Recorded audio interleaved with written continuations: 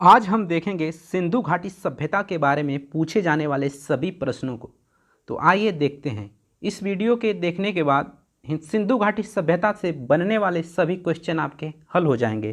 तो आइए देखते हैं। पहला क्वेश्चन आपसे बनता है, हड़प्पा सभ्यता का समय कब तक माना जाता है? तो जो सही विकल्प आपका होगा 2350 से 1750 ईस्वी तक हड़प्पा सभ्यता का समय माना जाता है। आज के जो शोधकर्ता और पुरातत्ववेत्ता हैं उन्होंने पता लगाया है कि जो सिंधु घाटी सभ्यता थी वह 8000 ईसा पूर्व यानी पहले की थी। 8000 ईसा पूर्व इस सभ्यता का अस्तित्व देखने को मिलता है। ठीक है, लेकिन आपसे अगर प्रश्न में पूछे तो आप बोलेंगे 2350 से 1750 ईस्वी पूर्व तक यह सभ्यता अस्तित्व में थी। दूसरा क्वेश्चन आपका बनता है, हड़प्पा सभ्यता का क्षेत्र कितने किलोमीटर में फैला था? तो हड़प्पा सभ्यता का जो क्षेत्र था वह 12,99,660 वर्ग किमी, या हम डायरेक्ट इसे बोलें तो 13 लाख वर्ग किलोमीटर में फैला था, वर्ग स्क्वायर मीटर में फैला था। यहाँ पे देखिए, कुछ इस प्रकार से आपकी सिंधु घाटी सभ्यता का विस्तार था। अगर हम पूरब में बात करें तो यह सभ्यता आपके पूरब में यूपी के मेरठ में आलमगीरपुर से महाराष्ट्र के दैमाबाद जिले और पाकिस्तान के बालूचिस्तान, जहां से उत्खनन हुआ था सुतका गेडोर का, और जम्मू कश्मीर के मांडा अखनूर जिला स्थित है। ठीक है, अखनूर जिला में मांडा का उत्खनन किया गया था इस सभ्यता का। और इसका जो आकार था इस सभ्यता का वह कैसा है? आपका त्रिभुजाकार है। इस सभ्यता का क्षेत्रफल कितना होगा? 13 लाख वर्ग किलोमीटर स्क्वायर। यह सभ्यता जो थी इसका नाम हड़प्पा सभ्यता क्यों रखा गया? इसे हड़प्पा सभ्यता ही क्यों कहा गया? तो सबसे पहले जो था हड़प्पा सभ्यता की ही खोज हुई थी।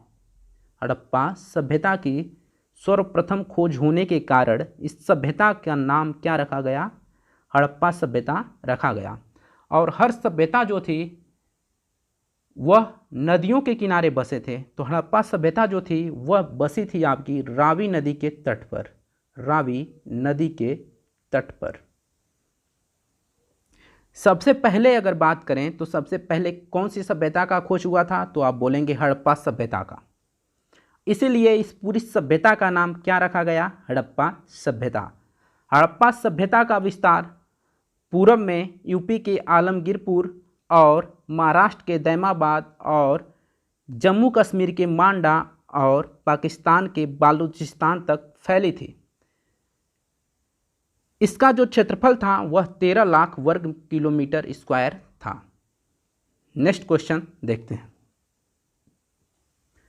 सेकेंड क्वेश्चन आपसे बनता है, मोहनजोदड़ो स्थल की खुदाई कब और किसने की थी?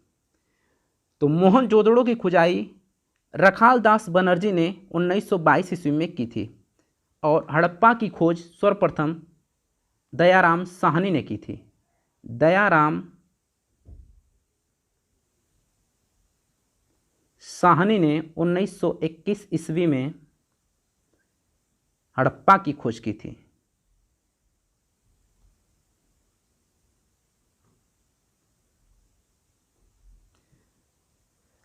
हड़प्पा सभ्यता का पता कब और किसने लगाया था? तो 19वीं सदी में अंग्रेजों ने इसका पता लगाया था। सबसे पहले इस सभ्यता को 1826 ईस्वी में चार्ल्स मेसन ने देखा था और सर्वप्रथम इसका उल्लेख किया था। इसके बाद दो भाइयों ने, जिनका नाम था ब्रटन बंधु, उन्होंने इस सभ्यता को देखा था। हड़प्पा स्थल की खुदाई कब और किसने की थी? तो 1921 ईस्वी में दयाराम साहनी ने। यहाँ हमने आपको बताया।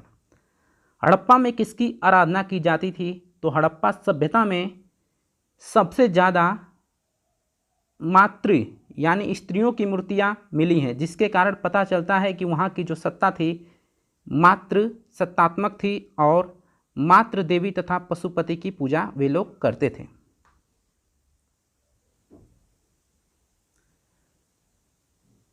नेक्स्ट क्वेश्चन देखते हैं। आग से पकी हुई मिट्टी के इस समय को क्या कहा जाता था? आग से जो पकी हुई मिट्टी के बर्तन थे उसको उस समय क्या कहा जाता था? तो टेराकोटा कहा जाता था। हड़प्पा वासियों का समाज कैसा था? तो हड़प्पा वासियों का समाज मातृसत्तात्मक था, क्योंकि यहाँ से सबसे ज़्यादा स्त्रियों की मूर्तियाँ बरामद हुई हैं, स्त्रियों की मूर्तियाँ मिली हैं, जिसके कारण अनुमान लगाया जाता है कि हड़प्पा वासियों का समाज जो था वह मातृसत्तात्मक था, यानी सत्ता माता के हाथों में होती थी। मनका निर्माण की फैक्ट्री कहाँ स्थित है? तो मनका निर्माण की फैक्ट्री चनहुदड़ो में स्थित है, जो आपका पाकिस्तान में पड़ता है। मक्का निर्माण की जो फैक्ट्री है वह 2 जगह थी, एक चनहुदड़ो में और दूसरा आपका लोथल में। जो मनका होता है वह गोल गोल होता है, माला बनाने के काम आता है। ठीक है,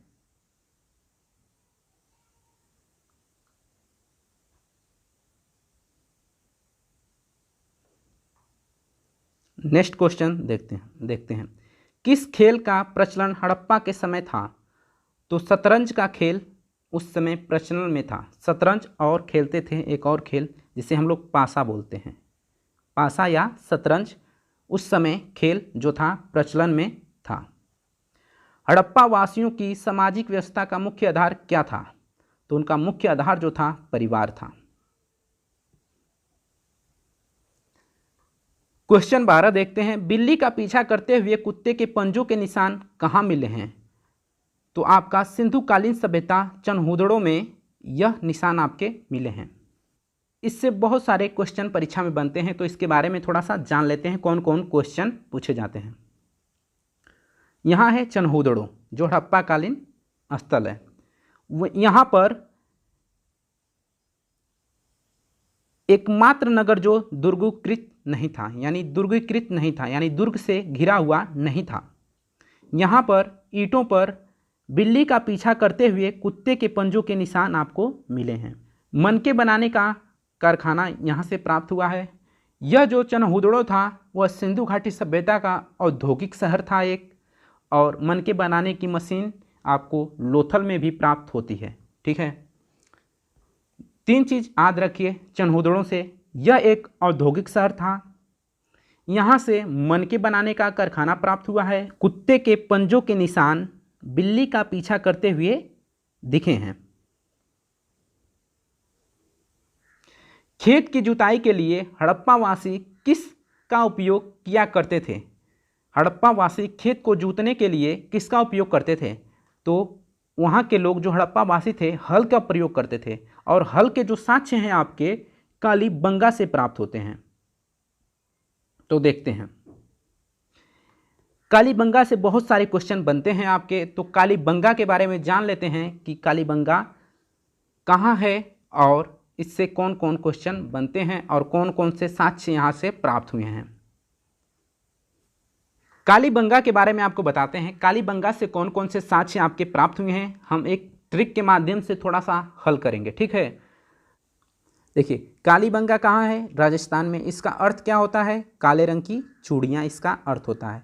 राजस्थान की जो औरतें होती हैं काली रंग की चूड़ियाँ ज़्यादा पहनती हैं, तो आप समझेंगे काले रंग की चूड़ियाँ इसका अर्थ होता है। राजस्थान में जो है बालू ज़्यादा पाया जाता है, तो हमें लगता है कि यह क्या है? जोता हुआ है। तो खेत किससे जोते होते हैं? हल से। तो हल से जोते हुए खेतों के साक्ष्य कहाँ से मिले हैं आपके? तो याद रखेंगे कालीबंगा से। और इस रेगिस्तान में क्या पाया जाता है आपके? ऊँट पाए जाते हैं। तो ऊँट के जो घोड़े के अवशेष हैं, यहाँ पे ऊँट होगा। ठीक है, यहाँ घोड़ा लिखा है, आप यहाँ पे बना लीजिए ऊँट होगा। ठीक है, ऊँट के अवशेष कहाँ से मिले हैं आपके? कालीबंगा से आपके ऊँट के अवशेष मिले हैं, क्योंकि रेगिस्तान में क्या होता है? ऊँट होते हैं। तो ऊँट के अवशेष कालीबंगा से प्राप्त हैं। और वहाँ के जो रेगिस्तान में जो लोग रहते हैं वे अपने धूप से बचने के लिए लाल रंग की टोपी अधिकतर यूज करते हैं। तो इसकी खोज जो थी लाल थापर ने की थी, यहाँ से याद रखिएगा। और यह जो सभ्यता थी घग्गर नदी के तट पर थी और यहाँ से भूकंप के साक्ष्य मिले हैं और अलंकृत ईंटों का प्रयोग कालीबंगा में हुआ है और कालीबंगा से शल्य क्रिया का साक्ष्य मिला है। शल्य क्रिया जिसे चीड़ फाड़ चिकित्सा कहते हैं उसे शल्य क्रिया कहते हैं। और घग्गर नदी कैसे याद करेंगे, तो राजस्थान की जो स्त्रियां होती हैं घघरा पहनकर नृत्य करती हैं, तो आप यहाँ से याद कीजिएगा घग्गर नदी के तट पर थी कालीबंगा सभ्यता। ठीक है। क्वेश्चन 15, कपास की उपज की पहली जानकारी कहाँ से मिली? तो कपास की उपज की जो पहली जानकारी है आपको हड़प्पा सभ्यता से मिलती है। स्वास्तिक किसकी देन है? जो दीवारों पर शादी विवाह में यह चित्र आपका बनाया जाता है जिसे शुभ माना जाता है हिंदू धर्म में, यह किसकी देन है? तो आप बोलेंगे हड़प्पा सभ्यता में इसका सर्वप्रथम प्रयोग मिलता है और यह हड़प्पा सभ्यता की क्या है? देन है। इस समय यानी हड़प्पा सभ्यता के लोग कौन सी धातु के मिलने का प्रमाण है? तो हड़प्पा सभ्यता में कौन सी धातु मिलने का प्रमाण है? तो तांबा, टीन और कांस्य मिलने का प्रमाण है। इन लोगों ने तांबा और टीन को मिलाकर इन्होंने एक नई धातु बना ली थी जिसे कांसा कहते हैं और इस कारण इस सभ्यता का एक और नाम पड़ता है जिसे कांस्ययुगीन सभ्यता कहते हैं। कांस्ययुगीन सभ्यता कहते हैं।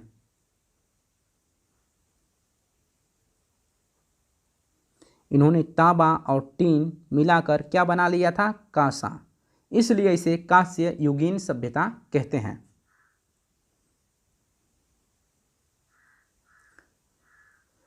सिंधुवासी मिठास के लिए किस चीज़ का इस्तेमाल करते थे? यानी मुख को मीठा करने के लिए, जैसे हम आज मिठाई खाते हैं, वे लोग उस समय क्या खाते थे? तो वे लोग शहद का सेवन करते थे मिठास के लिए। ठीक है। हड़प्पा के समय व्यापार की कौन सी प्रणाली प्रचलित थी? तो उस समय वस्तु विनिमय प्रणाली प्रचलित थी, यानी वस्तु के बदले वस्तु देना कौन सी प्रणाली होती है? वस्तु विनिमय प्रणाली होती है। हड़प्पा सभ्यता में शहरीकरण की प्रमुख विशेषता क्या थी? तो निकास प्रणाली जो थी वह उच्च कोटि की थी। ठीक है। और एक और इसमें लिख लीजिएगा कि वहाँ की जो सड़कें थीं पक्की सड़कों के कारण, इसे पक्की सड़कों के कारण इसे शहरी सभ्यता के नाम से भी जाना जाता है।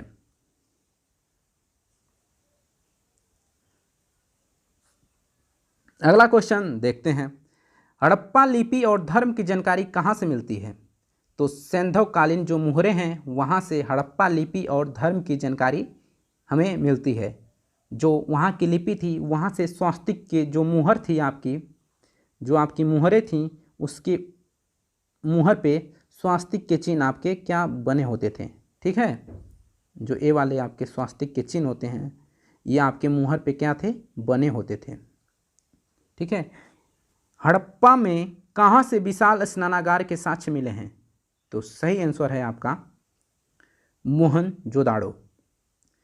मोहनजोदाड़ो जो है यह हड़प्पा सभ्यता का सबसे बड़ा नगर है।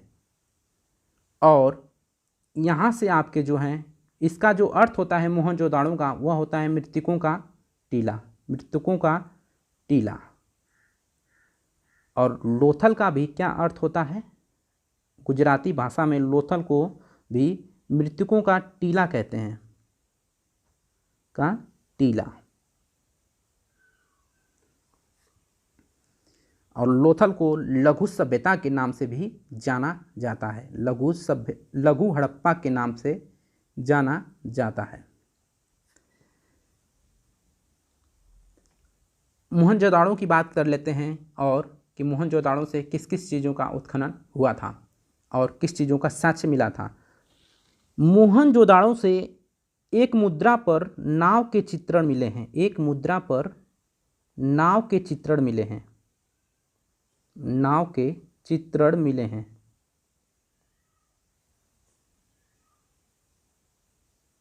यह है आपका विशाल स्नानागार, कहाँ का? मोहनजोदाड़ो का। यह है सिंधु घाटी सभ्यता की चित्रात्मक लिपि, ठीक है। इसके माध्यम से लोग अपने विचारों को दूसरे के समक्ष प्रकट करते थे, ठीक है। इसमें आप देखेंगे यहाँ सात्विक चिन्ह है, यू आकार के चिन्ह हैं, यहाँ पे लगता है किसी व्यक्ति का चिन्ह है, ठीक है। यह जो लिपि थी चित्रात्मक, वह जो लिपि थी वह दाहिने तरफ से बाएं की तरफ लिखी जाती थी।